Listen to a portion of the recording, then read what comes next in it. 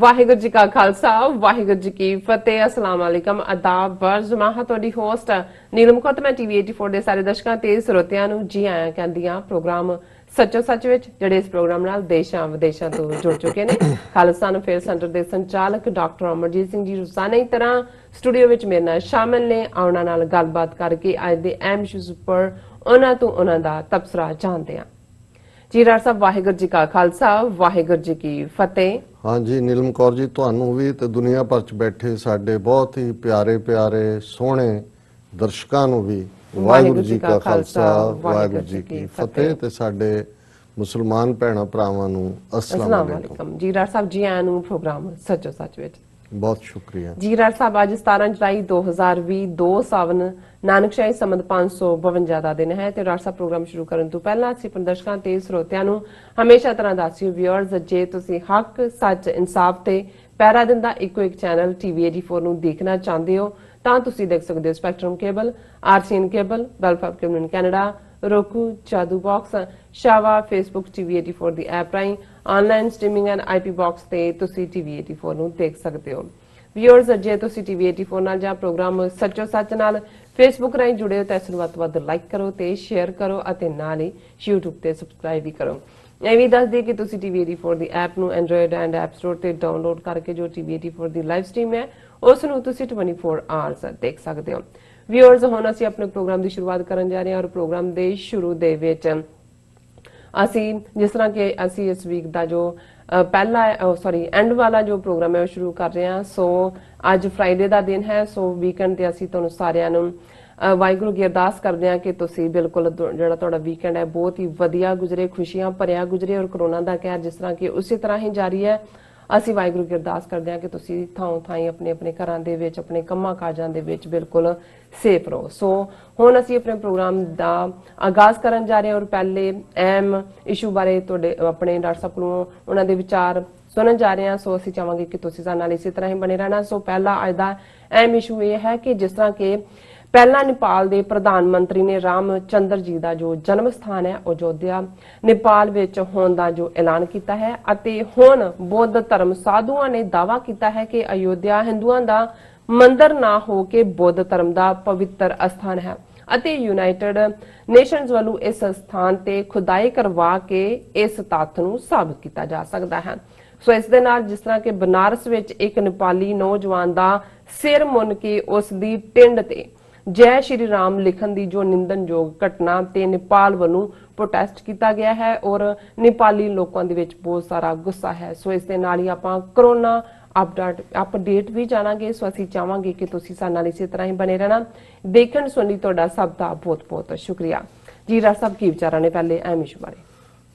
ਦੇਖੋ, ਜ਼ਾਹਰ ਹੈ ਕਿ ਅਸੀਂ ਤਾਂ ਹੁਣ ਇਸ ਝਗੜੇ 'ਚ ਨਹੀਂ ਸੀ ਪੈਣਾ ਚਾਹੁੰਦੇ ਕਿ ਸਾਡੇ ਹਿੰਦੂ ਭਰਾਵਾਂ ਭੈਣਾਂ ਦੇ ਬੜੇ ਹੀ ਪੂਜਨੀਕ ਜਿਨ੍ਹਾਂ ਨੂੰ ਭਗਵਾਨ ਦਾ ਦਰਜਾ ਦਿੰਦੇ ਨੇ ਰਾਜਾ ਰਾਮ ਜੀ, ਉਹਨਾਂ ਦੀ ਸਿਟੀਜ਼ਨਸ਼ਿਪ ਨੇਪਾਲੀ ਹੈ ਜਾਂ ਇੰਡੀਅਨ ਹੈ, ਇਹ ਤਾਂ ਅਸੀਂ ਹਕੂਮਤ ਦੇ ਉੱਤੇ ਹੀ ਛੱਡ ਦਿੱਤਾ ਸੀ ਕਿ ਭਾਈ ਜੇ ਉਹ ਨੇਪਾਲੀ ਵੀ ਨੇ ਤੇ ਮੋਦੀ ਅਮਿਤ ਸ਼ਾਹ ਘੱਟੋ ਘੱਟ ਉਹਨਾਂ ਨੇ ਉਹਨਾਂ ਦੇ ਨਾਂ ਤੇ ਵੋਟਾਂ ਲਈਆਂ ਹੋਈਆਂ, ਉਹਨਾਂ ਦੇ ਨਾਂ ਦੇ ਉੱਤੇ ਹਜ਼ਾਰਾਂ ਲੋਕ ਮਾਰੇ ਹੋਏ ਨੇ ਔਰ ਮਸੀਤ ਢਾਹ ਕੇ ਮੰਦਿਰ ਬਣਾਉਣ ਦੇ ਨਾਂ ਥੱਲੇ ਹੀ ਉਹਨਾਂ ਨੇ ਆਪਣੀ ਪ੍ਰਾਈਮ ਮਿਨਿਸਟਰਸ਼ਿਪ ਔਰ ਆਪਣੀ ਹਕੂਮਤ ਕੱਢੀ ਹੋਈ ਹੈ।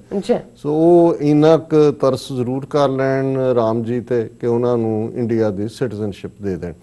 ਲੇਕਿਨ ਭਾਰਤ ਦੇ ਵਿੱਚ ਇਸ ਐਲਾਨ ਤੋਂ ਬਾਅਦ ਜਿਹੜਾ ਪ੍ਰਾਈਮ ਮਿਨਿਸਟਰ ਓਲੀ ਨੇ ਕੀਤਾ, ਉਹਨਾਂ ਨੇ ਭਾਨੂ ਨਾਥ ਜਿਨ੍ਹਾਂ ਨੇ ਵਾਲਮੀਕੀ ਰਾਮਾਇਣ ਦਾ ਨੇਪਾਲੀ ਜ਼ਬਾਨ 'ਚ ਟਰਾਂਸਲੇਟ ਕੀਤਾ ਹੈ ਜਿਸ ਨੂੰ, ਉਹਨਾਂ ਦੀ ਜਿਹੜੀ ਹੈ ਮੁਬਾਰਕ ਡੇਟ ਦੇ ਮੌਕੇ ਤੇ ਜਦੋਂ ਸਮਾਗਮ ਸੀ ਉਹਦੇ 'ਚ ਐਲਾਨ ਕੀਤਾ।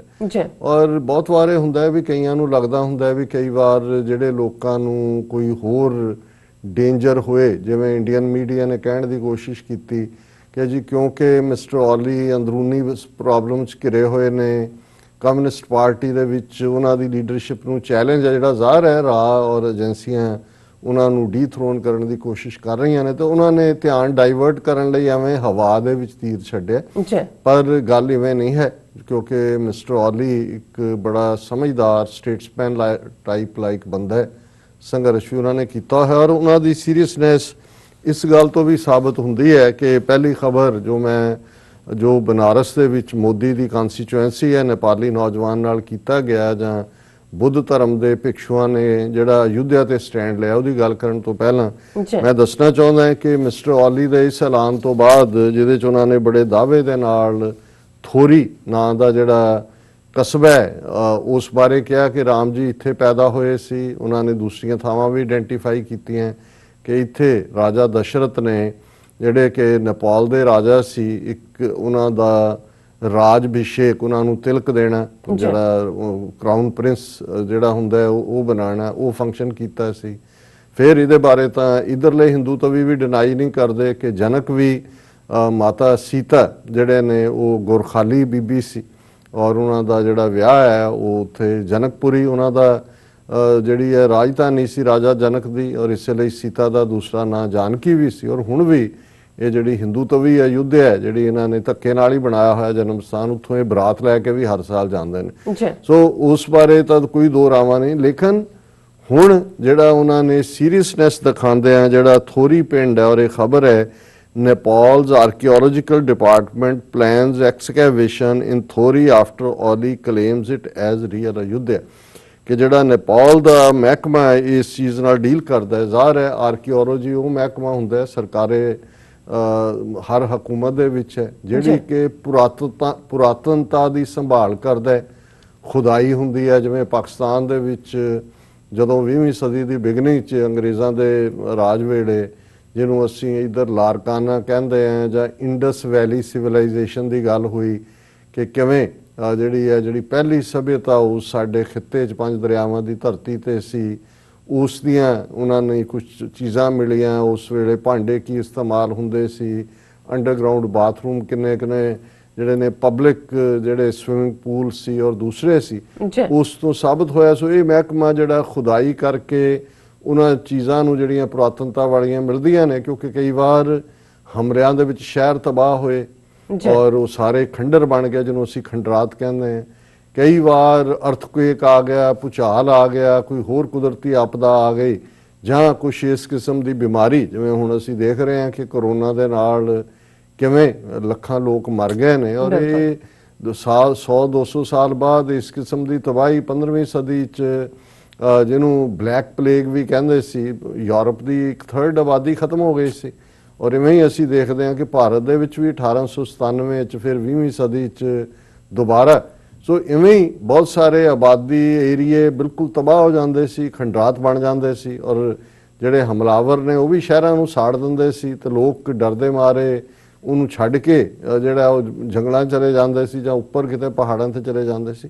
ਸੋ ਇਹ ਮਹਿਕਮਾ ਹਰ ਮੁਲਕ ਦੇ ਲਈ ਬੜਾ ਇੰਪੋਰਟੈਂਟ ਹੈ, ਔਰ ਖਾਸ ਤੌਰ ਤੇ ਜਿੱਥੇ ਪੁਰਾਣੀਆਂ ਸਿਵਲਾਈਜੇਸ਼ਨਸ ਨੇ ਉੱਥੇ ਤਾਂ ਫਿਰ ਟੂਰਿਜ਼ਮ ਵੀ ਪੈਦਾ ਹੁੰਦਾ ਹੈ। ਹੁਣ ਕਿੰਨੇ ਲੋਕ ਪਾਕਿਸਤਾਨ 'ਚ ਜਾਂਦੇ ਨੇ, ਜਿਹੜਾ ਉਹ ਮੋਹਨਜੋਦਾੜੋ ਜਿਹੜਾ ਸਿੰਧ ਦੇ ਵਿੱਚ ਹੈ ਦੇਖਣ ਲਈ, ਕਿਉਂਕਿ ਇੰਡਸ ਵੈਲੀ ਸਿਵਲਾਈਜੇਸ਼ਨ ਨਾਲ ਜੁੜਿਆ ਹੋਇਆ ਹੈ। ਹੜੱਪਾ ਦੀ ਗੱਲ ਹੁੰਦੀ ਹੈ।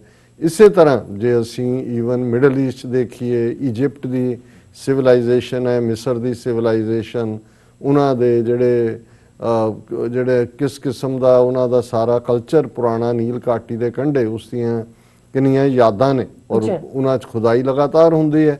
ਇਸੇ ਤਰ੍ਹਾਂ ਜੇ ਅਸੀਂ ਪੰਜਾਬ ਦੇ ਹਵਾਲੇ ਨਾਲ ਫਲੌਰ ਦੇ ਨੇੜੇ ਤੇੜੇ ਔਰ ਉਹਨਾਂ ਥਾਵਾਂ ਨੂੰ ਦੇਖੀਏ ਜਿੱਥੇ ਉਹੀ ਜਿਹੜੀ ਸਿਵਲਾਈਜੇਸ਼ਨ ਸੀ ਸਿੰਧੂ ਘਾਟੀ ਦੀ, ਸਾਡੇ ਈਸਟ ਪੰਜਾਬ ਤੱਕ ਇਹ ਖਿੱਤਾ ਸੀ ਸਾਰਾ, ਔਰ ਉਹਨਾਂ ਨੂੰ ਸੰਭਾਲਿਆ ਜਾਂਦਾ ਹੈ। ਔਰ ਜਦੋਂ ਆਰਕੀਓਲੋਜੀ ਵਾਲੇ ਕਿਸੇ ਚੀਜ਼ ਨੂੰ ਲੈ ਲੈਂਦੇ ਨੇ, ਫਿਰ ਯੂਨਾਈਟਿਡ ਨੇਸ਼ਨਸ ਦੀ ਸੰਸਥਾ ਯੂਨੈਸਕੋ ਹੈ, ਬਿਲਕੁਲ, ਉਹ ਉਹਨਾਂ ਨੂੰ ਯਾਦਗਾਰੀ ਥਾਂ ਵੀ ਐਲਾਨ ਦਿੰਦੀ ਹੈ।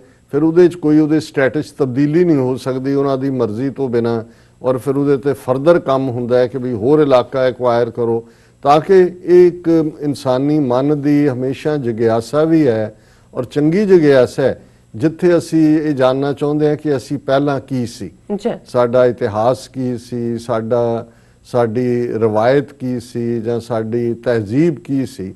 ਸੋ ਇਹ ਜਿਹੜਾ ਮੁਲਕਾਂ ਜਿਵੇਂ ਅਫਗਾਨਿਸਤਾਨ ਹੈ, ਬਹੁਤ ਰਿਚ ਹੈ, ਕਿੰਨੀਆਂ ਸਿਵਲਾਈਜੇਸ਼ਨ, ਬੁੱਧ ਦਾ ਜ਼ਮਾਨਾ 2500 ਸਾਲ, ਉਸ ਤੋਂ ਵੀ ਪਹਿਲਾਂ, ਔਰ ਕਿਉਂ ਜਿਹੀਆਂ ਚੀਜ਼ਾਂ ਉਹਨਾਂ ਨੇ ਸੰਭਾਲ ਕੇ ਵੀ ਰੱਖੀਆਂ, ਲੁੱਟ ਲੱਟ ਕੇ ਵੀ ਲੈ ਜਾਂਦੇ ਨੇ। ਬਾਅਦ ਅੱਜ ਦੇ ਪੀਰੀਅਡ 'ਚ ਵੱਡਾ ਇੱਕ ਲੁੱਟ ਦਾ ਸਮਾਨ ਵੀ ਬਣਿਆ ਹੋਇਆ, ਕਿਉਂਕਿ ਜਦੋਂ ਕੋਈ ਜ਼ਮੀਨ ਦਾ ਕਿਤੇ ਨਟਰਾਂਜਨ ਦੀ ਮੂਰਤੀ ਨਿਕਲ ਆਈ, ਕੋਈ ਦੂਜਾ ਜਿਹੜੀ ਕਈ ਮਿਲੀਅਨ ਡਾਲਰ ਦੀ ਹੁੰਦੀ ਹੈ, ਉਹ ਫਿਰ ਜਿਹੜੇ ਇਹਨਾਂ ਦੇ ਸਮਗਲਰ ਨੇ, ਤਸਕਰ ਨੇ ਲੈ ਜਾਂਦੇ ਨੇ।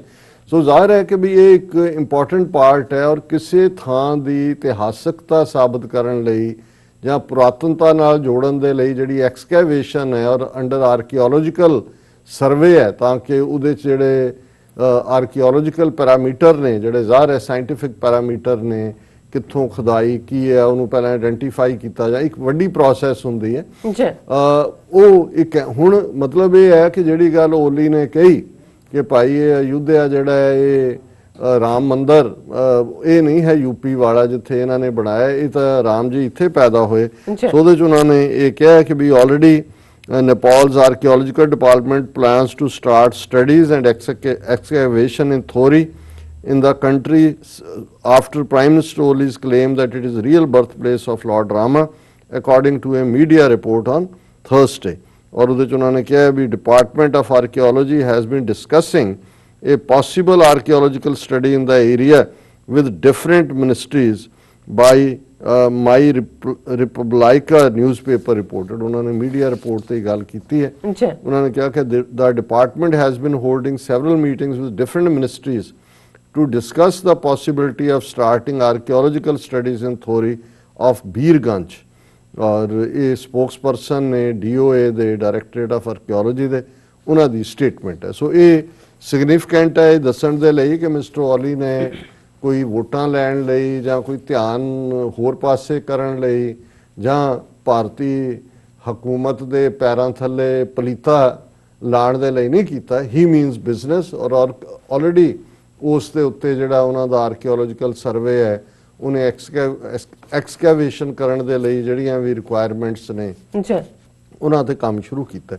ਪਰ ਇਸ ਦੇ ਨਾਲ ਲੱਗਦਾ ਹੀ ਅਸੀਂ ਦੇਖ ਰਹੇ ਹਾਂ ਕਿ ਵੀ ਇਸ ਸਾਰੇ ਨੇ ਕਿਵੇਂ ਰੈਟਲ ਕੀਤਾ, ਕਿਉਂਕਿ ਹਿੰਦੂ ਤਵੀਆਂ ਲਈ ਤਾਂ ਐਵੇਂ ਹੀ ਆ ਕਿ ਉਹਨਾਂ ਦੇ ਪੈਰਾਂ ਥੱਲੋਂ ਚਟਾਈ ਖਿੱਚ ਲੈਣਾ ਜਿਹਦੇ ਤੇ ਖਲੋਤੇ ਨੇ, ਉਹ ਤਾਂ ਸਾਰੇ ਮੂੰਹ ਦੇ ਮੂੰਹ ਡਿੱਗਣਗੇ। ਕਿਸੇ ਦਾ ਤਿਲਕ ਲੱਗਾ ਸੰਧੂਰ ਕਿਤੇ ਜਾਏਗਾ, ਕਿਸੇ ਦੀ ਟੋਪੀ ਕਿਤੇ ਡਿੱਗੇਗੀ, ਗੋਡੇ ਵੀ ਛੱਲੇ ਜਾਣਗੇ, ਨੱਕ ਵੀ ਭੱਜੇਗਾ। ਇਦਾਂ ਹੀ ਉਹਨੇ ਖਿੱਚਿਆ ਤਾਂ ਸਾਰਾ ਉਹਨਾਂ ਦਾ ਖਤਮ ਹੀ ਕਰਕੇ ਰੱਖਤਾ। ਜਿਹੜਾ ਪਹਿਲਾਂ ਤਾਂ ਉਹਨਾਂ ਨੇ ਇਸ ਈਵਨ ਉੱਥੇ ਜਦੋਂ ਪੋਲੀਟੀਕਲ ਅਰੀਨਾ 'ਚ ਇੱਕ ਟਰਮ ਯੂਜ਼ ਹੁੰਦੀ ਸੀ VP ਸਿੰਘ, ਜਦੋਂ ਰਾਜੀਵ ਗਾਂਧੀ ਨੂੰ ਡਿਫੀਟ ਕਰਕੇ VP ਸਿੰਘ ਪਾਵਰ ਦੇ ਵਿੱਚ ਆਏ ਔਰ VP ਸਿੰਘ ਨੇ ਕਿਵੇਂ ਬੋਫਰਸ ਗਨਸ ਔਰ ਇਹ ਸਾਰੀ ਕਰਪਸ਼ਨ ਨੂੰ ਚੁੱਕਿਆ।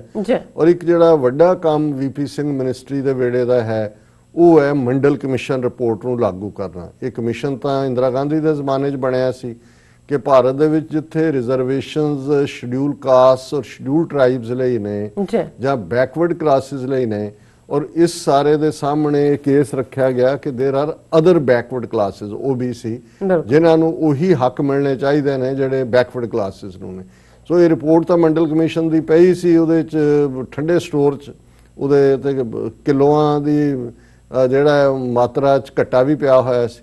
ਲੇਕਿਨ ਇਹ ਕ੍ਰੈਡਿਟ VP ਸਿੰਘ ਨੂੰ ਜਾਂਦਾ ਹੈ ਕਿ ਉਹਨੇ ਉਹ ਰਿਪੋਰਟ ਕਢਵਾਈ ਔਰ ਉਹ ਲਾਗੂ ਕੀਤੀ। ਹਾਲਾਂਕਿ ਬਹੁਤ ਵਾਇਲੈਂਸ ਕੀਤੀ ਹਿੰਦੂ ਤਵੀਆਂ ਨੇ, ਕਈ ਥਾਂ ਤੇ ਉਹਨਾਂ ਨੇ ਆਪਣੇ ਆਪ ਨੂੰ ਅੱਗਾਂ ਲਾਈਆਂ। ਦੂਜਾ ਕਿਉਂਕਿ ਇਹ ਜੇ already schedule caste schedule tribe ਉਹਨਾਂ ਦੇ ਕੋਲ ਤਾਂ ਰਿਜ਼ਰਵੇਸ਼ਨ ਔਰ ਪਾਵਰ ਸੀ OBC ਜਿਹਦੇ 'ਚ ਸਾਰੇ ਯਾਦਵ ਔਰ ਇਹ ਸਾਰੇ ਕਲੈਨ UP ਬਿਹਾਰ ਦੇ ਆ ਜਾਂਦੇ ਨੇ, ਇਹਨਾਂ ਦੇ ਹੱਥ ਪਾਵਰ ਹੋਣੀ ਜਾਂ ਰਿਜ਼ਰਵੇਸ਼ਨ ਜਾਂ ਨੌਕਰੀਆਂ ਮਿਲਣੀਆਂ ਜਾਂ ਇਹਨਾਂ ਦੇ ਬੱਚੇ ਬੱਚੀਆਂ ਪੜ੍ਹਨ ਉਹਨਾਂ ਨੂੰ ਕਬੂਲ ਨਹੀਂ ਸੀ। ਸੋ ਉਹਨਾਂ ਨੇ ਇਸ ਮੁੱਦੇ ਦੇ ਉੱਤੇ ਹੀ ਕਿ ਭਾਈ ਇਹ ਤੁਸੀਂ ਕਿਉਂ ਇਹਨੂੰ ਲਾਗੂ ਕਰ ਰਹੇ ਹੋ, ਜਿਹੜਾ BJP ਪਾਰਟੀ ਉਦੋਂ ਭਾਰਤੀ ਜਨਸੰਘ ਚੋਂ ਬਣੀ ਸੀ ਉਹਨਾਂ ਨੇ ਰਾਈਟਿੰਗ ਕੀਤੀ ਭਾਰਤ ਭਰ ਦੇ ਵਿੱਚ।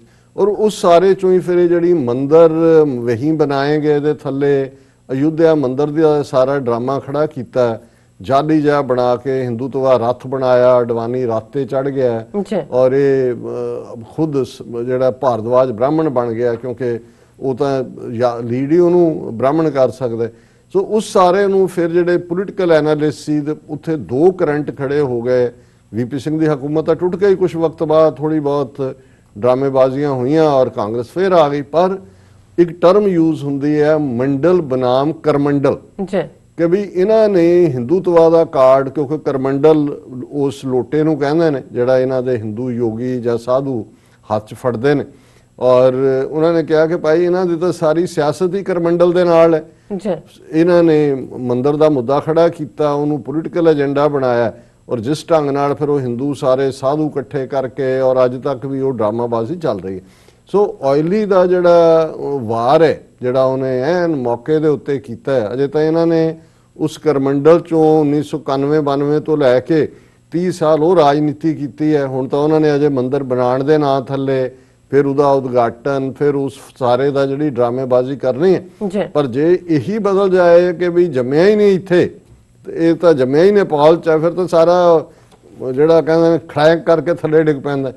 ਹੁਣ ਇਸ ਸਾਰੇ ਦੇ ਵਿੱਚ ਇੱਕ ਗੱਲ ਜਿਹੜੀ ਹੁਣ ਤੱਕ ਦੱਬੀ, ਮੈਨੂੰ ਤਾਂ ਇਹ ਪਤਾ ਸੀ ਕਿਉਂਕਿ ਖਬਰਾਂ ਸ਼ੁਰੂ ਚ ਆਈਆਂ, ਫਿਰ ਇਹ ਦੱਬੀਆਂ ਗਈਆਂ ਸੀ ਕਿ ਜਦੋਂ ਇਹਨਾਂ ਦੇ ਆਰਕੀਓਲੋਜੀਕਲ ਸਰਵੇ ਆਫ ਇੰਡੀਆ ਨੂੰ ਜਦੋਂ ਕੋਰਟ ਦੇ ਵਿੱਚ ਕੇਸ ਸੀ ਇਲਾਹਾਬਾਦ ਹਾਈ ਕੋਰਟ 'ਚ, ਉਹਨਾਂ ਨੇ ਕਿਹਾ ਸੀ ਕਿ ਵੀ ਇਹਦੀ ਖੁਦਾਈ ਕਰੋ, ਦੇਖੋ ਕਿ ਵੀ ਇਹਨਾਂ ਦਾ ਕਲੇਮ ਤਾਂ ਇਹ ਸੀ ਕਿ ਵੀ ਉਹਨਾਂ ਦੇ ਬਾਬਰ ਦੀ ਫੌਜ ਦਾ ਜਰਨੈਲ ਇੱਕ, ਉਹਨੇ ਉੱਥੇ ਜਿੱਥੇ ਰਾਮ ਜੀ ਜੰਮੇ ਸੀ ਉਸ ਮੰਦਰ ਨੂੰ ਢਾਹ ਕੇ ਉੱਥੇ ਮਸਜਿਦ ਬਣਾਈ ਸੀ।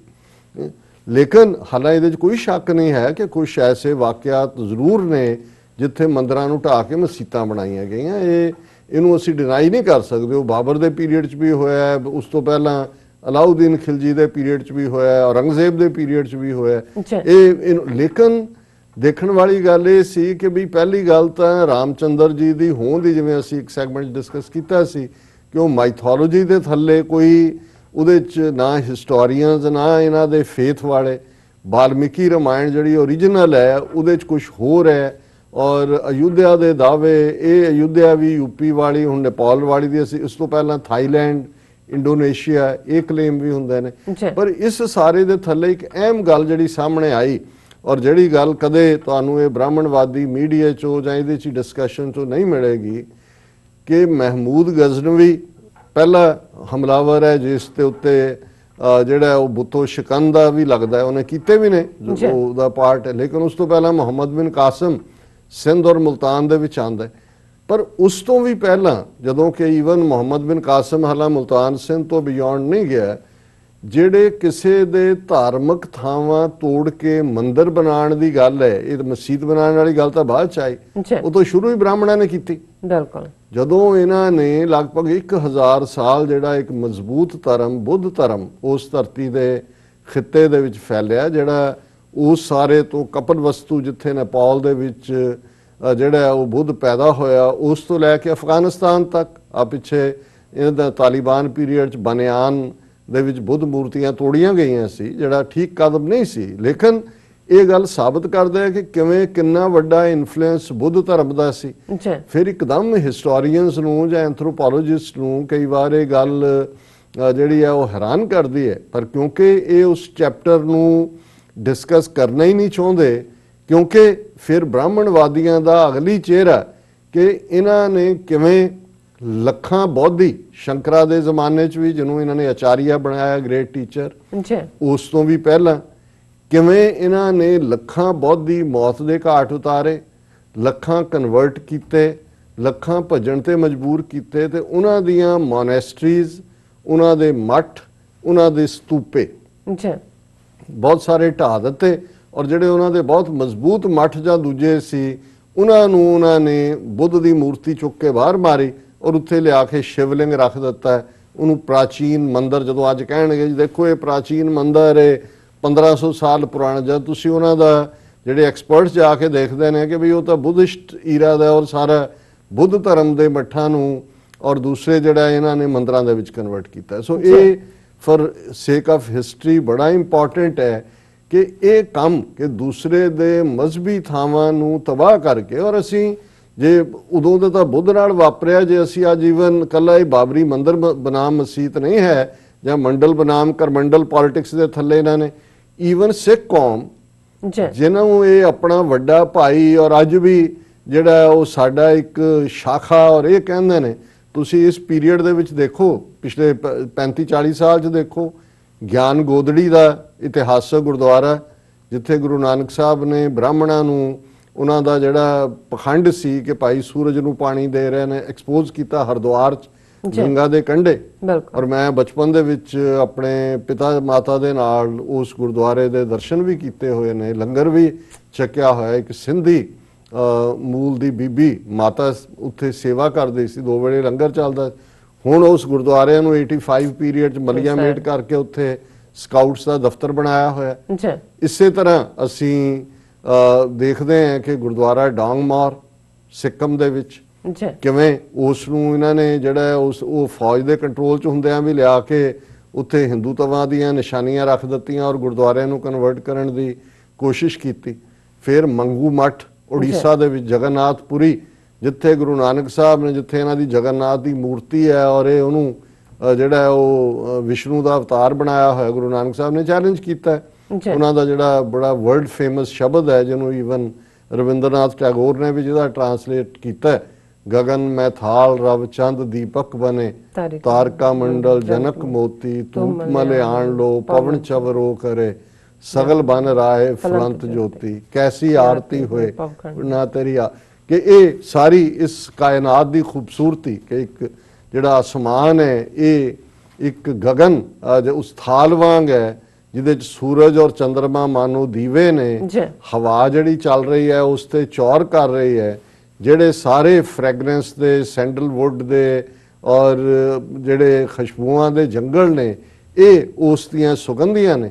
ਔਰ ਇਹ ਦੱਸ ਕੇ ਉਹਨਾਂ ਨੇ ਬ੍ਰਾਹਮਣਾਂ ਨੂੰ ਜਿਹੜੇ ਥਾਲੀ ਦੇ ਵਿੱਚ ਦੀਵੇ ਬਾਲ ਕੇ ਪੱਥਰ ਦੀ ਮੂਰਤੀ ਦੇ ਅੱਗੇ ਉਹ ਘੁਮਾ ਕੇ ਆਰਤੀ, ਉਹਨਾਂ ਨੂੰ ਕਿਹਾ ਵੀ ਇਹ ਤੁਹਾਡੇ ਫਰਾਡ ਦੀ ਲੋੜ ਨਹੀਂ ਹੈ, ਜਿਹੜਾ ਰੱਬ ਇਸ ਕਾਇਨਾਤ ਨੂੰ ਬਣਾਉਣ ਵਾਲਾ ਹੈ ਉਹਦੀ ਆਰਤੀ ਤਾਂ ਦਿਨ ਰਾਤ ਹੋ ਰਹੀ ਹੈ। ਆਸਮਾਨ, ਸੂਰਜ, ਚੰਦਰਮਾ, ਹਵਾ ਇਹ ਸਾਰੀ ਕੁਦਰਤ ਦੇ ਵਿੱਚ ਉਹ ਵਸਦਾ ਹੈ। ਬਲਿਹਾਰੀ ਕੁਦਰਤ ਵਸਿਆ ਤੇਰਾ ਅੰਤ ਨਾ ਜਾਈ ਰੱਖਿਆ। ਲੇਕਿਨ ਅਸੀਂ ਪਿਛਲੇ ਸਾਲ ਦੇਖਦੇ ਹਾਂ ਕਿ 550 ਸਾਲਾਂ ਦੇ ਮੌਕੇ ਜਦੋਂ ਦੁਨੀਆ ਭਰ ਦੇ ਵਿੱਚ ਪਾਕਿਸਤਾਨ 'ਚ ਕਰਤਾਰਪੁਰ ਸਾਹਿਬ ਕੋਰੀਡੋਰ ਖੋਲ੍ਹਿਆ ਜਾ ਰਿਹਾ ਸੀ, ਥਾਂ ਥਾਂ ਤੇ ਸਿੱਖ ਸੈਲੀਬ੍ਰੇਟ ਕਰ ਰਹੇ ਸੀ ਕਿ ਭਾਈ ਗੁਰੂ ਨਾਨਕ ਸਾਹਿਬ ਦੇ ਪ੍ਰਕਾਸ਼ ਦੀ 550ਵੀਂ ਜਿਹੜੀ ਹੈ ਉਹ ਵਰ੍ਹੇਗੰਢ ਹੈ। ਔਰ ਉੱਥੇ ਮੰਗੂ ਮੱਠ ਜਿੱਥੇ ਗੁਰੂ ਸਾਹਿਬ ਨੇ ਇਹ ਚੈਲੰਜ ਕੀਤਾ ਸੀ ਜਗਨਨਾਥਪੁਰੀ ਉੜੀਸਾ ਦੇ ਵਿੱਚ, ਉਸ ਨੂੰ ਢਾਹ ਕੇ ਬੁਲਡੋਜ਼ਰ ਲਿਆ ਕੇ ਖਤਮ ਕਰ ਦਿੱਤਾ ਗਿਆ। ਸੋ ਇਹ ਇਹਨਾਂ ਨੇ ਐਵੇਂ ਨਹੀਂ, ਅਲਾਮਾ ਇਕਬਾਲ ਤੋਂ ਵੱਧ ਕੇ ਜ਼ਹੀਨ। ਔਰ ਉਹਨਾਂ ਨੇ ਜਦੋਂ ਇਹ ਆਪਣੀ ਬਾਂਗੇ ਦਰਾ ਕਿਤਾਬ 'ਚ ਨਾਨਕ ਨਜ਼ਮ ਲਿਖੀ ਔਰ ਉਹਨਾਂ ਨੇ ਇਹ ਜਿਹੜੇ ਲੋਕ ਰੱਬ ਦੇ ਰਸਤੇ ਵਾਲੇ ਵੀ ਵੈਸੇ ਵੀ ਵਿਜ਼ਨਰੀ ਦੁਨੀਆ ਦੀ ਹਿਸਟਰੀ ਜਿਨ੍ਹਾਂ ਨੇ ਦੇਖੀ ਹੁੰਦੀ ਹੈ, ਰਾਈਜ਼ ਐਂਡ ਫਾਲ ਸਿਵਲਾਈਜੇਸ਼ਨਸ ਦਾ ਦੇਖਿਆ ਹੋਇਆ। ਔਰ ਜਿਵੇਂ ਮੈਂ ਕੱਲ ਹੀ ਕੋਈ ਉਹਨਾਂ ਦਾ ਸ਼ੇਅਰ ਦੇਖ ਰਿਹਾ ਸੀ ਜਿਹਦੇ 'ਚ ਉਹਨਾਂ ਨੇ ਕਿਹਾ ਕਿ ਭਾਈ ਜਿਹਦੇ 'ਚ ਜਿਹੜੀਆਂ ਕੌਮਾਂ ਜਿਹੜੀਆਂ ਨੇ ਉਹ ਰਬਾਬ ਔਰ ਤਾਊਸ ਦੇ ਉੱਤੇ ਆ ਕੇ ਖਲੋ ਜਾਂਦੀਆਂ ਔਰ ਉਹਨਾਂ ਨੂੰ ਸ਼ਮਸ਼ੀਰ ਔਰ ਸਨਾ ਜਿਹੜਾ ਬਰਛਾ ਔਰ ਤਲਵਾਰ ਭੁੱਲ ਜਾਂਦੀ ਹੈ, ਉਹ ਫਿਰ ਆਪਣਾ ਮੁਸਤਕਬਲ ਨਹੀਂ ਲਿਖ ਸਕਦੀਆਂ, ਉਹ ਆਪਣਾ ਫਿਊਚਰ ਨਹੀਂ ਲਿਖ ਸਕਦੀਆਂ। ਮਤਲਬ ਇਹ ਹੈ ਵੀ ਇਹ ਜ਼ਰੂਰੀ ਹੈ। ਹਾਲਾਂ ਸਿੱਖੀ ਦੇ ਕਨਸੈਪਟ ਵੀ ਅਸੀਂ ਜਦੋਂ ਸਿੱਖੀ ਦੇ ਰਾਈਜ਼ ਦੀ ਗੱਲ ਕਰਦੇ ਹਾਂ ਤੇ ਅਸੀਂ ਕਹਿੰਦੇ ਹਾਂ ਕਿ ਰਬਾਬ ਤੋਂ ਨਗਾਰੇ ਤੱਕ ਬਾਬੇ ਨਾਨਕ ਦੀ ਰਬਾਬ ਹੈ, ਭਾਈ ਮਰਦਾਨਾ ਵਜਾ ਰਹੇ ਨੇ। ਪਰ ਉਹ ਵਕਤ ਆਇਆ ਕਿ ਜਦੋਂ ਧਰਮ ਨੂੰ ਤੁਹਾਡੀਆਂ ਮੁੱਢਲੀਆਂ ਫਰੀडम ਨੂੰ ਚੈਲੰਜ ਹੋਇਆ ਤੇ ਫਿਰ 6ਵੇਂ ਪਾਤਸ਼ਾਹ ਨੇ ਮੀਰੀ ਪੀਰੀ ਦੀਆਂ 2 ਤਲਵਾਰਾਂ ਵੀ ਪਹਿਨੀਆਂ, ਨਗਾਰਾ ਵੀ ਜਿਹੜਾ ਸਾਡਾ ਹਿੱਸਾ ਬਣਿਆ ਤੇ 10ਵੇਂ ਪਾਤਸ਼ਾਹ ਤੱਕ ਪਹੁੰਚਦਿਆਂ ਸਾਡੇ ਗਾਤਰੇ ਕਿਰਪਾਨ ਆਈ। ਸੋ ਜ਼ਾਹਰ ਹੈ ਕਿ ਜਦੋਂ ਅਸੀਂ ਜਿਹੜਾ ਉਹ ਰਬਾਬ ਤੋਂ ਨਗਾਰੇ ਤੱਕ ਦੇ ਸਫ਼ਰ ਦੀ ਗੱਲ ਕਰਦੇ ਤੇ ਸਾਡੇ ਲਈ ਇਹ ਹੈ ਕਿ ਇਹ ਬਰਾਬਰ ਉਹੀ ਪੋਟੇ।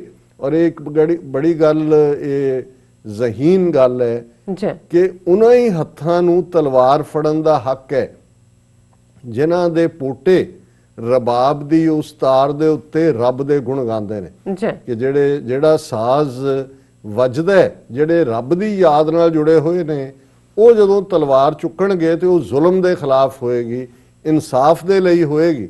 ਤੇ ਜਿਹੜੇ ਸਿਰਫ ਤੇ ਸਿਰਫ ਇਲਾਕੇ ਜਿੱਤਣ ਦੇ ਲਈ ਤੁਰੇ ਹੁੰਦੇ ਨੇ, ਉਹ ਭਾਵੇਂ ਸਿਕੰਦਰੀ ਤਲਵਾਰ ਹੈ ਜਾਂ ਉਹ ਅਸੀਂ ਅੱਜ ਦੇ ਐਕਸਪੈਂਸ਼ਨਿਸਟ ਜਿਹੜੇ ਇੰਡੀਅਨ ਹਿੰਦੂਤਵੀ ਨੇ ਉਹ ਜਿਵੇਂ ਹੜਪ ਕਰਨਾ ਚਾਹੁੰਦੇ ਨੇ ਗਵਾਂਢੀਆਂ ਨੂੰ ਵੀ, ਤਾਂ ਇਹ ਫਿਰ ਜਿਹੜਾ ਥੱਲੇ ਆ ਕੇ ਡਿੱਗਦੇ ਨੇ। ਔਰ ਅਲਾਮਾ ਇਕਬਾਲ ਨੇ ਇਹ ਜਿਹੜੀ ਇਹਨਾਂ ਦੀ ਜ਼ਹਿਨੀਅਤ ਹੈ ਬ੍ਰਾਹਮਣਵਾਦ ਦੀ ਕਿ ਕਿਵੇਂ ਇਹ ਮਗਰਮੱਛ ਵਾਂਗ ਬਾਕੀਆਂ ਦੀ ਹੋਂਦ ਨੂੰ ਮਿਟਾਉਣਾ ਚਾਹੁੰਦੇ ਨੇ ਔਰ ਕਿਵੇਂ ਇਹਨਾਂ ਨੇ ਬੁੱਧ ਦੀ ਹੋਂਦ ਨੂੰ ਮਿਟਾਇਆ ਔਰ ਉਹਦੇ 'ਚ ਔਰ ਬੁੱਧ ਧਰਮ ਦਾ ਉੱਥੋਂ ਖਾਤਮਾ ਕੀਤਾ। ਲੰਬੀ ਨਜ਼ਮ ਹੈ, ਮੈਂ ਇੱਕ ਸ਼ੇਅਰ ਜਿਹੜਾ ਇਸ ਨੁਕਤੇ ਨੂੰ ਪ੍ਰੂਵ ਕਰਦਾ ਜਿਹੜਾ ਅਸੀਂ ਡਿਸਕਸ ਕਰ ਰਹੇ ਹਾਂ ਜਦੋਂ ਅਲਾਮਾ ਇਕਬਾਲ ਨੇ ਕਿਹਾ जी ਕਿ ਬ੍ਰਾਹਮਣ सरशार है अब तक मैं पिदार में शमाए गौतम जल रही है महफिले अग्यार में कि अज भी ब्राह्मण ਜਿਹੜਾ ਹੈ ਉਹ ਹੰਕਾਰ ਦੀ ਸ਼ਰਾਬ ਪੀ ਕੇ ਉਸ ਐਰੋਗੈਂਸ ਦੇ ਵਿੱਚ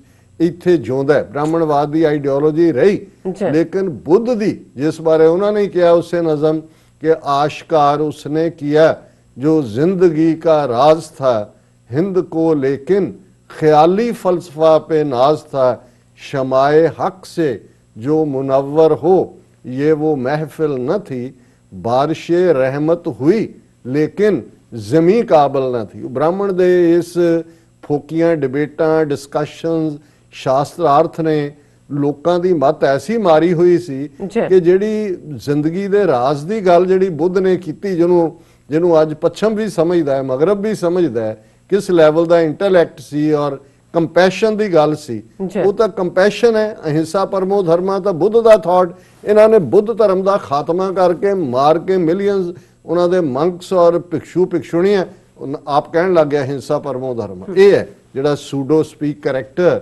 ਜਿਹੜਾ ਉਹ ਔਰਵਿਲੀਅਨ ਜਿਹੜਾ 1984 ਉਹਦੀ ਲਿਖਤ ਚੋਂ ਨਿਕਲਦਾ ਇਹ ਟਿਪੀਕਲ ਬ੍ਰਾਹਮਣ ਦਾ ਕਰੈਕਟਰ। ਔਰ ਇਸ ਸਾਰੇ ਦੇ ਵਿੱਚ ਅਸੀਂ ਦੇਖਦੇ ਹਾਂ ਕਿ ਹੁਣ ਜਦੋਂ ਵੀ ਕਿਤੇ ਐਕਸਕੈਵੇਸ਼ਨ ਦੀ ਗੱਲ ਹੁੰਦੀ ਹੈ ਜਿਹਨੂੰ ਇਹ ਆਪਣਾ ਕਲੇਮ ਕਰ ਰਹੇ ਹੁੰਦੇ ਨੇ ਉੱਥੋਂ ਬੁੱਧ ਧਰਮ ਦੀਆਂ ਯਾਦਾਂ ਫਿਰ ਇਹ ਉਹਨੂੰ ਬੰਦ ਕਰ ਦਿੰਦੇ ਨੇ। ਪਰ ਮੈਨੂੰ ਐਗਜ਼ੈਕਟਲੀ ਯਾਦ ਹੈ ਕਿ ਜਦੋਂ ਵਾਜਪਾਈ ਪਹਿਲੀ ਵਾਰ ਪ੍ਰਾਈਮ ਮਿਨਿਸਟਰ ਬਣਿਆ, ਪਹਿਲੀ ਵਾਰ ਨਹੀਂ ਜਦੋਂ ਲਾਸਟ ਟਾਈਮ, ਕਿਉਂਕਿ ਇੱਕ ਵਾਰੀ ਉਹ 13 ਦਿਨ ਲਈ ਬਣਿਆ, ਇੱਕ ਵਾਰੀ 13 ਮਹੀਨੇ ਲਈ ਬਣਿਆ, ਇੱਕ ਵਾਰੀ 5 ਸਾਲ ਲਈ, ਉਹਨੇ ਬਜਟ ਆਪਣੇ ਐਨੂਅਲ ਦੇ ਵਿੱਚ ਰਖਵਾਇਆ ਕਿਉਂਕਿ ਇਹ ਵੀ ਹਿੰਦੂਆਂ ਦੀ ਮਿਥ ਦੇ ਵਿੱਚ ਇੱਕ ਇਹਨਾਂ ਨੇ 4 ਪਵਿੱਤਰ ਦਰਿਆ ਜਿਹੜੇ ਪਾਇਸ ਰਿਵਰਸ ਐਲਾਨੀਆਂ ਹੋਈਆਂ ਆਪਣੇ ਪੁਰਾਣਾਂ ਦੇ ਵਿੱਚ। ਉਹਨਾਂ 'ਚ ਗੰਗਾ ਹੈ, ਜਮਨਾ ਹੈ, ਸਰਸਵਤੀ ਹੈ, ਗੋਦਾਵਰੀ ਹੈ। ਬਿਲਕੁਲ। ਹੁਣ ਗੰਗਾ ਜਮਨਾ ਗੋਦਾਵਰੀ ਤਾਂ ਐਗਜ਼ਿਸਟ ਕਰਦੀਆਂ, ਗੰਗਾ ਜਮਨਾ ਦੀ ਤਾਂ ਤਹਿਜ਼ੀਬ ਇਹੀ ਹੈ। ਗੋਦਾਵਰੀ ਸਾਊਥ ਦੇ ਵਿੱਚ ਹੈ, ਜ਼ਾਹਰ ਹੈ ਹਜ਼ੂਰ ਸਾਹਿਬ ਗੋਦਾਵਰੀ ਦੇ ਕੰਢੇ, ਲੇਕਿਨ ਸਰਸਵਤੀ ਨਾਂ ਦੀ ਕੋਈ ਨਦੀ ਨਹੀਂ ਹੈ। ਫਿਰ ਕਿਉਂਕਿ ਇਹਨਾਂ ਨੇ ਆਪਣਾ ਪ੍ਰੂਫ ਵੀ ਕਰਨਾ ਹੈ ਝੂਠ, ਉਹ ਕਿਹਾ ਜੀ ਹੁੰਦੀ ਸੀ ਬਹੁਤ, ਫਿਰ ਸੁੱਕ ਗਈ, ਪਤਾ ਨਹੀਂ ਕਿੱਥੇ ਚਲੀ ਗਈ। ਫਿਰ ਉਹਨਾਂ ਨੇ ਕਿਹਾ ਜੀ ਨਹੀਂ ਅਸੀਂ ਉਹ ਸੈਟੇਲਾਈਟ ਰਾਹੀਂ ਦੇਖ ਰਹੇ ਹਾਂ ਇਮੇਜਰੀ ਕਿ ਦਰਿਆ ਜਿਹੜੀ ਉਹ ਹਰਿਆਣੇ ਦੇ ਫਲਾਂ 'ਚ ਢਿਮਕੇ 'ਚੋਂ ਨਿਕਲਦੀ ਸੀ। ਕਟਿੰਗ ਦਾ ਸਟੋਰੀ ਸ਼ਾਰਟ, ਉਹਨਾਂ ਨੇ ਬਜਟ ਰੱਖਿਆ, ਐਕਸਕੈਵੇਸ਼ਨ ਸ਼ੁਰੂ ਕਰਵਾਈ। ਇਹ ਸਾਬਤ ਕਰਨਾ ਚਾਹੁੰਦੇ ਸੀ ਕਿ ਸਾਡਾ ਇਹ ਪੁਰਾਣ ਝੂਠ ਨਹੀਂ ਹੈਗੇ ਜਾਂ ਮਾਈਥੋਲੋਜੀ ਨਹੀਂ ਹੈ, ਇਹ ਹਿਸਟਰੀ ਹੈ।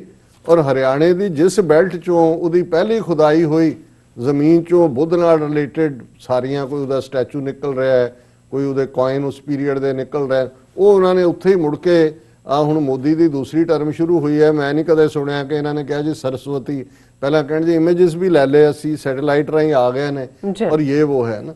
ਸੋ ਇਸ ਸਾਰੇ 'ਚੋਂ ਜਿਹੜਾ ਇਹਨਾਂ ਨੇ ਹੁਣ ਜਦੋਂ ਅਯੁੱਧਿਆ ਦੀ ਇਹ ਸਾਰੀ ਡਿਬੇਟ, ਜਦੋਂ ਜਿਸ ਪੀਰੀਅਡ 'ਚ ਕੋਰਟ ਦੇ ਵਿੱਚ ਵੀ ਇਹ ਕੇਸ ਸੀ ਔਰ ਉਹਨਾਂ ਨੇ ਕਿਹਾ ਜੀ ਕਰੋ ਖੁਦਾਈ, ਤੇ ਇਹ ਸਾਹਮਣੇ ਆਇਆ ਕਿ ਵੀ ਉੱਥੋਂ ਤਾਂ ਬੁੱਧ ਦੀਆਂ ਚੀਜ਼ਾਂ ਨਿਕਲ ਰਹੀਆਂ। ਬਿਲਕੁਲ। ਹੁਣ ਇਹਦਾ ਵੀ ਇੱਕ ਜਿਹੜਾ ਕਈ ਵਾਰ ਇਹ ਬੇਸ਼ੱਕ ਮਹਿਮੂਦ ਗਜ਼ਨਵੀ ਨਾਲ ਜ਼ਿਆਦਾ ਜੁੜਦਾ ਹੈ, ਬੁੱਤ ਤੋੜਨ ਵਾਲੀ ਗੱਲ ਜਾਂ ਮੰਦਰ ਤੋੜਨ ਵਾਲੀ ਗੱਲ, ਪਰ ਇਹਦਾ ਇੱਕ ਰੀਜ਼ਨ ਜਿਹੜਾ ਕੁਝ ਹਿਸਟੋਰੀਕਲ ਸੋਰਸਿਸ ਕਹਿੰਦੇ ਨੇ ਕਿ ਜਦੋਂ ਬ੍ਰਾਹਮਣਾਂ ਨੇ ਬੁੱਧ ਧਰਮ ਦੀਆਂ ਚੀਜ਼ਾਂ ਡਿਸਟਰੋਏ ਕਰਕੇ ਬੌਧੀ ਮਾਰ ਕੇ ਖਾਤਮਾ ਕੀਤਾ ਤੇ ਕੁਝ ਜਿਹੜੇ ਅਣਖ ਵਾਲੇ ਸੀ ਜਿਹੜੇ ਬਚ ਬਚਾ ਗਏ ਜਾਂ ਹੋ ਸਕਦਾ ਹੈ ਵਕਤੀ ਤੌਰ ਤੇ ਹਿੰਦੂ ਵੀ ਬਣ ਗਿਆ ਹੋਣ ਇਹਨਾਂ ਦੇ ਬ੍ਰਾਹਮਣਵਾਦੀ ਧਰਮ, ਉਹਨਾਂ ਦੇ ਅੰਦਰ ਰਿਵੈਂਜ ਸੀ ਔਰ ਉਹਨਾਂ ਨੇ ਕਿਹਾ ਕਿ ਵੀ ਇਹਨਾਂ ਨੇ ਸਾਡੇ ਇਹ ਮੱਠ ਤੇ ਸਤੂਪੇ ਤੇ ਤੋੜ ਕੇ ਆਪਣੇ ਮੰਦਰ ਬਣਾਏ ਨੇ, ਅਸੀਂ ਇਹਨਾਂ ਦੇ ਮੰਦਰ ਵੀ ਨਹੀਂ ਰਹਿਣ ਦੇਣੇ। ਔਰ ਜਦੋਂ ਫਿਰ ਮੁਸਲਮ ਇਨਵੇਡਰ ਆਏ, ਮਹਿਮੂਦ ਗਜ਼ਨਵੀ ਤੋਂ ਇਹਦੀ ਸ਼ੁਰੂਆਤ ਹੁੰਦੀ ਹੈ ਔਰ ਇਹ ਕਿਹਾ ਜਾਂਦਾ ਹੈ ਔਰ ਉਸ ਤੋਂ ਬਾਅਦ ਕਿ ਉਹਨਾਂ ਦੇ ਕੁਝ ਜਨਰਲ ਵੀ ਜਿਹੜੇ ਉਹ ਬਣੇ ਜਾਂ ਉਹਨਾਂ ਦੀਆਂ ਫੌਜਾਂ 'ਚ ਹੋ ਗਏ ਜਿਹੜੇ ਬੁੱਧਿਸਟ ਕਨਵਰਟ ਹੋਏ ਇਸਲਾਮ 'ਚ ਰਿਵੈਂਜ ਲੈਣ ਦੇ ਲਈ।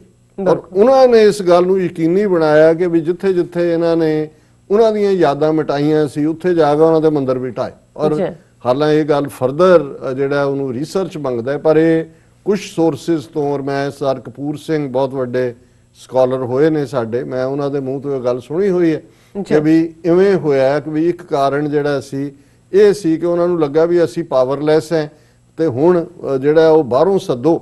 ਔਰ ਜ਼ਾਹਰ ਹੈ ਕਿ ਵੀ ਇਹ ਸਾਰੇ ਦੇ ਵਿੱਚ ਜਦੋਂ ਈਵਨ ਮੁਹੰਮਦ ਬਿਨ ਕਾਸਮ ਦੀ ਅਸੀਂ ਸਿੰਧ ਐਕਸਪੀਡੀਸ਼ਨ ਦੇਖਦੇ ਹਾਂ ਇੱਕ ਕੰਮ ਉਹਨੇ ਕੀਤਾ ਵੀ ਸਿੰਧ ਦੇ ਵਿੱਚ ਸਾਰੇ ਬ੍ਰਾਹਮਣ ਮਾਰ ਦਿੱਤੇ। ਜੀ ਹੁਣ ਇਹ ਐਵੇਂ ਨਹੀਂ ਹੋਏਗਾ, ਕੋਈ ਨਾ ਕੋਈ, ਕਿਉਂਕਿ ਸਿੰਧ ਦੇ ਵਿੱਚ ਵੀ ਇਹਨਾਂ ਦਾ ਹਿੰਦੂ ਰਾਜਾ ਸੀ, ਬੋਧੀ ਤਾਂ ਨਹੀਂ ਸੀ ਉਸ ਵੇਲੇ ਦਾ, ਔਰ ਇਸ ਸਾਰੇ ਦੇ ਨਾਲ ਕੀ ਜੁੜਿਆ ਹੋਇਆ ਹੈ, ਇਹ ਫਰਦਰ ਸਬਜੈਕਟ ਟੂ ਇਨਵੈਸਟੀਗੇਸ਼ਨ ਹੈ। ਜੀ ਪਰ ਇਹ ਗੱਲ ਮੇਰੀਆਂ ਯਾਦਾਂ ਚ ਹੈ, ਈਵਨ ਜਦੋਂ ਇਹ 92-93 ਤੋਂ ਬਾਅਦ ਕੋਰਟ ਕੇਸ, ਔਰ ਦੂਜਾ ਕਿ ਜਦੋਂ ਇਹ ਅਯੁੱਧਿਆ ਮੰਦਿਰ ਦੇ ਆਲੇ ਦੁਆਲੇ ਜਦੋਂ ਇਹਨਾਂ ਨੇ ਢਾਹ ਦਿੱਤਾ ਮਸਜਿਦ ਨੂੰ, ਇਨੀਸ਼ੀਅਲ ਐਕਸਕੈਵੇਸ਼ਨਸ ਹੋਈਆਂ ਤੇ ਉੱਥੋਂ ਬੁੱਧ ਦੇ ਵੇੜੇ ਦੀਆਂ ਜਿਹੜੀਆਂ ਚੀਜ਼ਾਂ ਨੇ ਉਹ ਨਿਕਲ ਰਹੀਆਂ ਸੀ। ਫਿਰ ਇਹਨਾਂ ਨੇ ਦਬਦਬਾ ਦਿੱਤਾ, ਫਿਰ ਉੱਥੇ ਲਿਆ ਕੇ ਕੋਈ ਹੋਰ ਮੂਰਤੀਆਂ ਆਪਣੀਆਂ ਰੱਖਤੀਆਂ ਜੋ ਰਾਤੋਂ ਰਾਤ ਕਰਦੇ ਨੇ।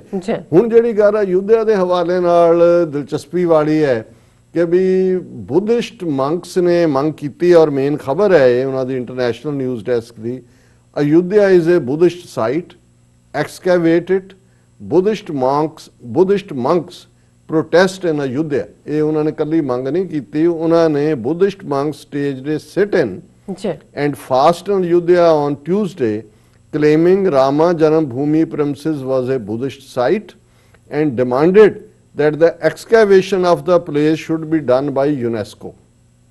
ਉਹਨਾਂ ਨੇ ਉਹ ਧਰਨਾ ਦਿੱਤਾ ਹੈ ਕਿ ਵੀ ਇਹ ਸਾਡਾ ਸਾਈਟ ਹੈ ਬਿਲਕੁਲ, ਇਹ ਔਰ ਯੂਨੈਸਕੋ ਜਿਹੜੀ ਯੂਨਾਈਟਿਡ ਨੇਸ਼ਨਸ ਦੀ ਸੰਸਥਾ ਇਸ ਥਾਂ ਦੀ ਖੁਦਾਈ ਕਰਾਏ। ਫਿਰ ਉਹਨਾਂ ਨੇ ਜਿਹੜਾ ਅਯੁੱਧਿਆ ਡਿਸਟ੍ਰਿਕਟ ਮੈਜਿਸਟ੍ਰੇਟ ਦੇ ਦਫ਼ਤਰ ਦੇ ਬਾਹਰ ਵੀ ਪ੍ਰੋਟੈਸਟ ਕੀਤਾ, ਔਰ ਉਹਨਾਂ ਨੇ ਕਿਹਾ ਕਿ monks demanded that those items found during the levelling of the land of Ram Janam Bhoomi site must be made public. ਇਹ ਮੈਂ ਉਹ ਜਿਹੜੀ ਗੱਲ ਕੀਤੀ ਹੈ ਕਿ ਉਦੋਂ ਇਹਨਾਂ ਨੇ ਦਬਦਬਾ ਦਿੱਤਾ ਕਿਉਂਕਿ ਚੀਜ਼ਾਂ ਤਾਂ ਬੁੱਧ ਪੀਰੀਅਡ ਦੀਆਂ ਨਿਕਲ ਰਹੀਆਂ ਸੀ। ਸੋ ਇਹਦੇ 'ਚ ਇਸ ਗੱਲ ਨੂੰ ਜ਼ਰੂਰ ਤੂਲ ਮਿਲਦਾ ਹੈ ਕਿ ਜੇ ਢਾਇਆ ਵੀ ਗਿਆ ਹੋਏਗਾ ਉਹ ਮੰਦਿਰ ਇਹਨਾਂ ਦਾ ਨਹੀਂ ਸੀ, ਇਹਨਾਂ ਨੇ ਜ਼ਬਰਦਸਤੀ ਬੁੱਧ ਦਾ ਢਾ ਕੇ ਬਣਾਇਆ ਸੀ। ਔਰ ਪੋਸੀਬਲ ਹੈ ਉਸ ਪੀਰੀਅਡ ਦਾ ਕੋਈ ਬੁੱਧਿਸਟ ਜਿਹੜਾ ਬਦਲਾ ਲੈਣ ਲਈ ਮੁਸਲਮਾਨ ਹੋ ਗਿਆ, ਉਹਨੇ ਕਿਹਾ ਕਿ ਵੀ ਪਹਿਲਾਂ ਇਹਨਾਂ ਦਾ ਵੀ ਕੰਮ ਕਰੋ ਔਰ ਇੱਥੇ ਇਹ ਕਰੋ। ਸੋ ਕੁੱਲ ਮਿਲਾ ਕੇ ਉਹਨਾਂ ਨੇ ਇਹ ਕਿਹਾ ਕਿ ਵੀ ਇਹਨੂੰ ਪਬਲਿਕ ਕੀਤਾ ਜਾਏ। ਉਹਨਾਂ ਨੇ ਕਿਹਾ ਕਿ ਇਹ Shivalinga, 7 black touchstone pillars, 6 red sandstone pillars, a flower pinnacle and 4 broken idols of gods and goddesses were found in May during the leveling of the site for Ram temple, the trust charged with its construction has said। ਉਹਨਾਂ ਨੇ ਹੁਣ ਉਹਦੇ 'ਚ ਆਪਣੇ ਵੀ ਰੱਖ ਦਿੱਤੇ, ਲੇਕਿਨ ਇਹ ਜਿਹੜੇ ਨੇ ਜ਼ਾਹਰ ਹੈ ਜੇ ਬੁੱਧਿਸਟ ਮੰਕ ਡਿਮਾਂਡ ਕਰ ਰਹੇ ਨੇ, ਇਹ ਜਿਹੜਾ ਵੀ ਕੋਈ ਸਿੰਬੋਲਿਜ਼ਮ ਹੋਏਗਾ ਉਹ ਬੁੱਧਿਜ਼ਮ ਨਾਲ ਜੁੜਿਆ ਹੋਇਆ ਹੀ ਹੈ। ਉਹਨਾਂ ਨੇ ਇਹ ਕਿਹਾ ਕਿ ਵੀ ਬੁੱਧਿਸਟ ਮੰਕਸ ਡਿਮਾਂਡਡ ਕਿ ਵੀ ਇਹ ਐਕਸਕੇਵੇਸ਼ਨ ਦੀ ਸਾਈਟ ਜਿਹੜੀ ਹੈ ਉਹ ਯੂਨੈਸਕੋ ਦੇ ਹਵਾਲੇ ਕੀਤੀ ਜਾਏ, ਔਰ ਇਹਨਾਂ ਕਿਹਾ ਦੇ demanded the construction work of the Ram temple must B stopped immediately, ਕਿ ਇਹਨੂੰ ਇੱਕਦਮ ਬੰਦ ਕਰੋ ਜੋ ਤੁਸੀਂ ਇੱਥੇ ਕਰ ਰਹੇ ਹੋ। ਔਰ the followers of Buddhism consider Ayodhya as a ancient city of Saket that was center of Buddhism in ancient times। ਉਹਨਾਂ ਨੇ ਕਿਹਾ ਇਹਦਾ ਨਾਂ ਸਕੇਤ ਹੈ, ਜਦੋਂ ਸਾਡਾ ਬੁੱਧ ਧਰਮ ਪੂਰਾ ਜਿਹੜਾ ਜਲਾਲ ਦੇ ਵਿੱਚ ਸੀ ਉਦੋਂ ਇਹ ਸਾਡਾ ਇਸ ਜਿਹੜਾ ਸੈਂਟਰ ਸੀ ਐਂਸ਼ੀਐਂਟ ਟਾਈਮਸ ਦੇ ਵਿੱਚ। ਔਰ ਉਹਨਾਂ ਨੇ ਕਿਹਾ ਅਸੀਂ president, chief justice of India ਤੇ ਦੂਜਿਆਂ ਨੂੰ ਵੀ ਇਹ ਮੈਮੋਰੈਂਡਮ ਭੇਜੇ ਨੇ। If the construction of Ram temple is not stopped within a month and premises not assigned to UNESCO for excavation, then we will again start our movement। ਉਹਨਾਂ ਨੇ ਕਿਹਾ ਜੀ ਜੇ ਇਹਨਾਂ ਨੇ ਨਾ ਕੀਤਾ 1 ਮਹੀਨੇ ਦੇ ਵਿੱਚ ਤੇ ਅਸੀਂ ਇਹ ਜਿਹੜੀ ਮੂਵਮੈਂਟ ਹੈ ਇਹਨੂੰ ਅਗੇਨ ਸਟਾਰਟ ਕਰਾਂਗੇ। ਸੋ ਉਹਨਾਂ ਦੇ ਕਲੇਮ ਦੇ ਨਾਲ ਮੈਂ ਜਿਹੜੀ ਨੇਪਾਲ ਦੇ ਹਵਾਲੇ ਨਾਲ ਗੱਲ ਕਰ ਰਿਹਾ ਸੀ ਕਿ ਭਾਈ ਹੁਣ ਮਿਸਟਰ ਔਲੀ ਨੇ ਐਸਾ ਇਹਨਾਂ ਨੂੰ ਤੁਖਨੀ ਦਿੱਤੀ ਹੈ ਜਾਂ ਇਹਨਾਂ ਦੇ ਪੈਰਾਂ ਥੱਲੇ ਬਲਦੇ ਅੰਗਿਆਰੇ ਧਰੇ ਨੇ ਕਿ ਇਹਨਾਂ ਨੇ ਰਿਐਕਟ ਵੀ ਕੀਤਾ ਬਨਾਰਸ, ਜਿਹੜਾ ਬਨਾਰਸ ਮੋਦੀ ਦੀ ਕਨਸਟੀਚੁਐਂਸੀ ਹੈ ਔਰ ਜ਼ਾਹਰ ਹੈ ਸ਼ਿਵ ਜੀ ਦੇ ਨਾਲ ਜੁੜਿਆ ਹੋਇਆ ਉਹ ਟਾਊਨ ਹੈ। ਪਰ ਕੁੱਲ ਮਿਲਾ ਔਰ ਯੂਪੀ ਦੇ ਵਿੱਚ, ਕਿਉਂਕਿ ਯੂਪੀ 'ਚ ਹੀ ਅਯੁੱਧਿਆ, ਔਰ ਇਹ ਹੈ ਕਿ Nepal envoys ask Yogi if Nepali youth was forcibly tortured. ਉੱਥੇ ਕੁਝ ਹਿੰਦੂਤਵੀ ਗੁੰਡਿਆਂ ਨੇ ਇੱਕ ਨੇਪਾਲੀ ਨੌਜਵਾਨ ਨੂੰ ਜ਼ਬਰਦਸਤੀ ਫੜਿਆ ਔਰ ਦਰਸ਼ਕ ਸਕਰੀਨ ਦੇ ਉੱਤੇ ਦੇਖ ਸਕਦੇ ਨੇ ਇਸ ਦੀ ਜਿਹੜੀ ਵੀਡੀਓ ਵੀ ਪੂਰੀ ਵਾਇਰਲ ਹੋਈ ਹੈ ਕਿ ਉਹਨਾਂ ਨੇ ਉਸ ਨੂੰ ਇੱਕ ਪਾਣੀ ਦੇ ਟੱਬ ਨੁਮਾ ਥਾਂ ਦੇ ਉੱਤੇ ਬਿਠਾ ਕੇ ਔਰ ਉਹ ਨਾਰੇ ਲਾ ਰਹੇ ਨੇ, ਖੁਦ ਉਹਦੇ ਤੋਂ ਵੀ ਲਵਾ ਰਹੇ ਨੇ। ਉਹਦਾ ਸਿਰ ਜਿਹੜਾ ਹੈ ਉਸ ਨੂੰ ਬਿਲਕੁਲ ਮੁੰਨ ਕੇ ਔਰ ਉਸ ਦੇ ਸਿਰ ਦੇ ਉੱਤੇ ਜੈ ਸ਼੍ਰੀ ਰਾਮ ਜਿਹੜਾ ਉਕਰਿਆ ਔਰ ਉਹਦੇ ਤੋਂ ਵੀ ਨਾਰੇ ਲਵਾਏ, ਪ੍ਰਾਈਮ ਮਿਨਿਸਟਰ ਓਲੀ ਮੁਰਦਾਬਾਦ, ਜੈ ਸ਼੍ਰੀ ਰਾਮ ਔਰ ਨੇਪਾਲ ਮੁਰਦਾਬਾਦ, ਦਿਸ ਦੈਟ ਕਿ ਭਾਈ।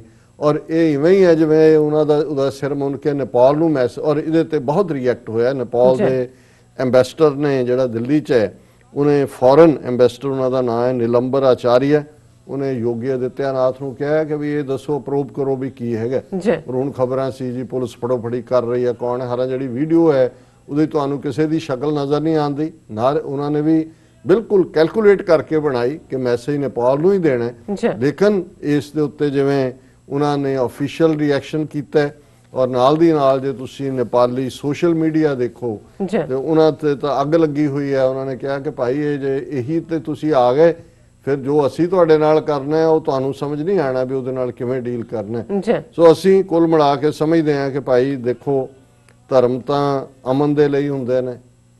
ਰਾਮ ਜੀ ਤੁਸੀਂ ਵੀ ਜੇ ਸੱਚਮੁੱਚ ਜਦੋਂ ਤੱਕ ਤਾਂ ਰਾਮ ਜੀ ਇੱਕ ਆਗਿਆਕਾਰ ਪੁੱਤਰ ਦਸ਼ਰਥ ਦੇ, ਇੱਕ ਆਗਿਆਕਾਰ ਰਾਜੇ ਦੇ ਤੌਰ ਤੇ, ਹਾਲਾਂ ਸੀਤਾ ਜਾਂ ਬੀਬੀਆਂ ਨੂੰ ਤਾਂ ਹਮੇਸ਼ਾ ਹੀ ਸ਼ਿਕਾਇਤ ਰਹੀ ਹੈ ਕਿ ਦੇਖੋ ਰਾਮ ਜੀ ਨੇ ਕੀ ਕੀਤਾ ਹੈ, ਆਪਣੀ ਪ੍ਰੈਗਨੈਂਟ ਵਾਈਫ ਸੀਤਾ ਨੂੰ ਘਰੋਂ ਕੱਢ ਦਿੱਤਾ, ਅਗਨੀ ਪ੍ਰੀਖਿਆ ਵੀ ਕੀਤੀ, ਵਿਚਾਰੀ ਕਿਸੇ ਆਸ਼ਰਮ 'ਚ ਜਾ ਕੇ ਉਹਨੇ ਬੱਚੇ ਜੰਮੇ, ਲਵ ਤੇ ਖੁਸ਼। ਫਿਰ ਬੱਚਿਆਂ ਨੂੰ ਵੀ ਉਹਨਾਂ ਦਾ ਹੱਕ ਨਹੀਂ ਦਿੱਤਾ, ਉਹਨਾਂ ਨੇ ਘੋੜਾ ਰੋਕਿਆ, ਉਹਨਾਂ ਨਾਲ ਵੀ ਲੜਾਈ ਕੀਤੀ ਕਿ ਬਈ ਇਹ ਕੈਸੇ, ਕਿਆ ਮਰਿਆਦਾ ਪੁਰਸ਼ੋਤਮ ਕਹਿੰਦੇ ਹੋ। ਪਰ ਉਹ ਆਪਣੀਆਂ, ਉਹ ਉੱਥੇ ਫੇਥ ਦੀ ਗੱਲ ਹੈ ਜਿਹਦੇ ਤੇ ਫੇਥ ਹੈ। ਪਰ ਹੁਣ ਰਹਿਣ ਦਿਓ ਰਾਮ ਜੀ ਨੂੰ, ਸੀਤਾ ਜੀ ਨੂੰ ਚੈਨ ਦੇ ਨਾਲ। ਹੁਣ ਪਹਿਲਾਂ ਤੁਸੀਂ ਸਿਟੀਜ਼ਨਸ਼ਿਪ ਦੇ ਮੁੱਦੇ ਖੜੇ ਕੀਤੇ, ਉਹਨਾਂ ਦਾ ਜਨਮ ਸਥਾਨ ਜੇ ਨਹੀਂ ਵੀ ਜਿੱਥੇ ਜੰਮੇ ਸੀ ਜੰਮ ਪਏ, ਉਹਨਾਂ ਦੀਆਂ ਟੀਚਿੰਗ ਸਾਹਮਣੇ ਨੇ। ਲੇਕਿਨ ਮੈਂ ਸਮਝਦਾ ਹਾਂ ਵੀ ਬਹੁਤ ਵਾਰੇ ਹੁੰਦਾ ਵੀ, ਔਰ ਇਹ ਬੜੀ ਸਿਆਣੀ ਗੱਲ ਹੈ ਸਾਡੇ ਬਜ਼ੁਰਗਾਂ ਦੀ ਉਸ ਖਿੱਤੇ ਦੀ, ਕਿ ਵੀ ਜਿਹੜਾ ਟੋਆ ਤੁਸੀਂ ਕਿਸੇ ਲਈ ਖੋਦਦੇ ਹੋ, ਇੱਕ ਦਿਨ ਤੁਸੀਂ ਉਹਦੇ ਵਿੱਚ ਡਿੱਗਦੇ ਹੋ। ਸੋ ਇਹਨਾਂ ਨੇ ਜਿਹੜੀ ਨਫ਼ਰਤ ਸਿੱਖਾਂ ਦੇ ਖਿਲਾਫ, ਆਤੰਕਵਾਦੀ, ਅਲਗਾਵਵਾਦੀ, ਉਗਰਵਾਦੀ ਕਹਿ ਕੇ ਫੈਲਾਈ, ਮੁਸਲਮਾਨਾਂ ਦੇ ਖਿਲਾਫ ਮਸੀਤ ਤੋੜੀ, ਔਰ ਕਿਵੇਂ ਲਿੰਚਿੰਗਸ ਔਰ ਗਊ ਮਾਤਾ ਔਰ ਦੂਜੇ ਤੀਜੇ ਖੜਾ ਕੀਤਾ। ਇਹਨਾਂ ਨੇ ਇਹ ਸੋਚਿਆ ਨਹੀਂ ਹੋਣਾ ਕਿ ਕਦੇ ਹਿੰਦੂ ਰਾਸ਼ਟਰ, ਜਿਹੜਾ ਐਲਾਨੀਆ ਹਿੰਦੂ ਰਾਸ਼ਟਰ ਸੀ ਨੇਪਾਲ, ਉਹ ਬਰਾਬਰ ਛਾਤੀ ਤਾਣ ਕੇ ਖਲੋਏਗਾ। ਔਰ ਇਸੇ ਤੇ ਹੀ ਨਹੀਂ ਖਲੋਏਗਾ, ਈਵਨ ਤੁਹਾਡੇ ਭਗਵਾਨ ਵੀ ਵੰਡੇ ਜਾਣਗੇ। ਹੁਣ ਰਾਮ ਜੀ ਨੂੰ ਕਿਵੇਂ ਵੰਡਣਾ ਹੈ ਤਾਂ ਮੈਨੂੰ ਨਹੀਂ ਪਤਾ। ਮੈਂ ਸਮਝਦਾ ਵੀ ਜੇ ਉਹਨਾਂ ਦਾ ਹੈ ਤਾਂ ਦੇ ਦਿਓ ਰਾਮ ਉਹਨਾਂ ਨੂੰ, ਤੁਸੀਂ ਕੋਈ ਹੋਰ ਬਣਾ, ਤੁਸੀਂ ਮੋਦੀ ਦਾ ਮੰਦਿਰ ਬਣਾ ਲਓ। ਹੁਣ ਬਣਾ ਹੀ ਦਿੱਤਾ ਉਹਨੂੰ ਦੇਵਤਾ, ਜਿਹੜਾ ਉਹ ਝੂਠਾ ਜਿਹਾ ਬੰਦਾ ਮਰਡਰ, ਉਹਦਾ ਮੰਦਿਰ ਬਣਾ ਕੇ ਮੋਦੀ ਭਗਵਾਨ ਕੀ ਜਾਇਆ ਕਰ ਦਿਓ, ਕੀ ਫਰਕ ਪੈਂਦਾ। ਪਹਿਲਾਂ ਵੀ ਹਰ ਹਰ ਮਹਾਦੇਵ, ਹਰ ਹਰ ਮੋਦੀ ਕਰ ਰਹੇ ਸੀ। ਸੋ ਉਹਨਾਂ ਨੂੰ ਰਹਿਣ ਦਿਓ ਵਿਚਾਰੇ ਨੇਪਾਲੀਆਂ ਨੂੰ, ਰਾਮ ਜੀ ਉਹਨਾਂ ਦੇ ਕੋਲ ਰਹਿਣ ਦਿਓ ਤੁਸੀਂ। ਸੋ ਇਹ ਹੈ ਕਿ ਜਿਹੜਾ ਟੋਆ ਤੁਸੀਂ ਦੂਸਰੇ ਲਈ ਖੋਦਦੇ ਹੋ, ਉਹਦੇ ਵਿੱਚ ਖੁਦ ਹੀ ਡੁੱਬਦੇ ਹੋ। ਜੀ ਡਾਕਟਰ ਸਾਹਿਬ, ਤੁਹਾਡਾ ਬਹੁਤ ਬਹੁਤ ਸ਼ੁਕਰੀਆ। ਤੁਸੀਂ ਅੱਜ ਦਾ ਪਹਿਲਾ ਇਸ਼ੂ ਸਾਡੇ ਦਰਸ਼ਕਾਂ ਨਾਲ ਸਾਂਝਾ ਕੀਤਾ। ਸੋ ਰਹਿੰਦੇ ਇਸ਼ੂ ਆਪਾਂ ਆਫਟਰ ਦਾ ਬ੍ਰੇਕ ਡਿਸਕਸ ਕਰਦੇ ਹਾਂ। ਵਿਊਅਰਸ, ਤੁਸੀਂ ਇਸੇ ਤਰ੍ਹਾਂ ਹੀ ਬਣੇ ਰਹਿਣਾ। ਮਿਲਦੇ ਹਾਂ ਛੋਟੇ ਜਿਹੇ ਵਕਫੇ ਤੋਂ ਬਾਅਦ।